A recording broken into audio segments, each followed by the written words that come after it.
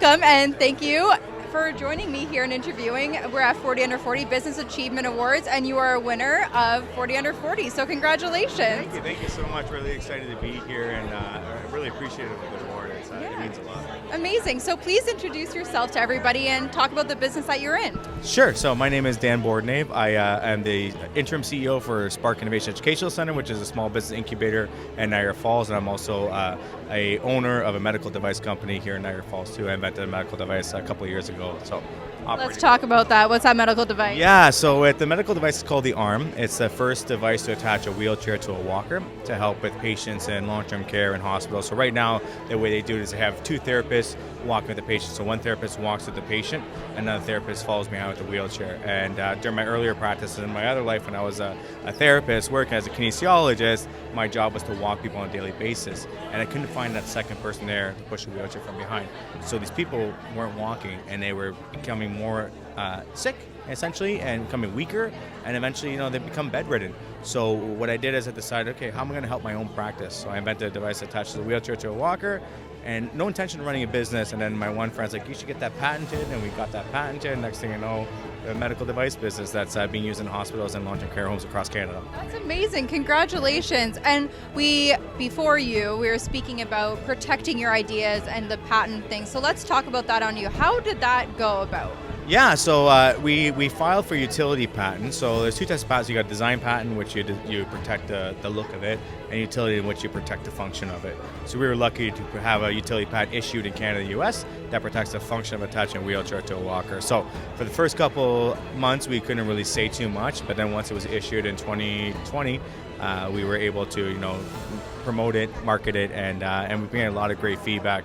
We've done demos from every single hospital system, from St. John's over to Vancouver, even the Northwest Territories and Yukon.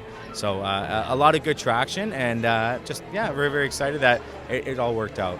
And that's amazing. Like, I know for myself, my mother does have Parkinson's, and that's something, that's okay. That's something that she's going to be struggling with. And I love that you were able to kind of find something within what you were doing to help others in their times of needs. It's funny that you mentioned Parkinson's. So when I was inventing this device, I was also working for the Parkinson's lab at Brock University, and I was testing this device with patients with Parkinson's, also working for the Brock Niagara Center for Health and Wellbeing, which is a gym for older adults as well as disabled populations, so MS, spinal cord injury, ALS. So we work with stroke patients, so we work with all of them on this device, and that's kind of the inspiration that brought me to it. Is I had my background in kinesiology, my master's in applied sciences, but when I was at Brock, I was really focused with trying to provide rehab and exercise for those that have physical disabilities and cognitive disabilities as well.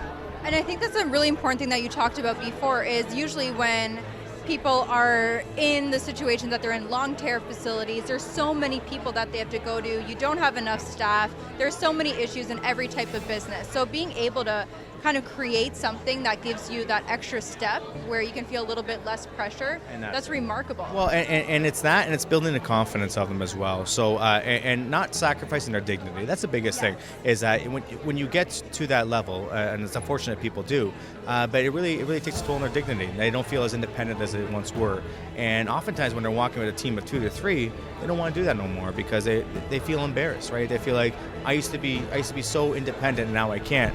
So what this device does, it allows them to have a little bit of independence while improving their physical outcomes of walking. So in research, we show that it actually increases their walking speed and walking distance, as well as their self-confidence, and decreases their fear of falling. So this device is really, and like you mentioned, there's simply not enough personnel in these facilities, and there's just not enough people to hire. So sometimes what they need is what's called intervention by innovation. So having a device that empowers the therapist and empowers the resident or patient to do more and be more independent. Thank you so much for the interview. It's so important to have something that's advocating for the people who need your help and creating, aids.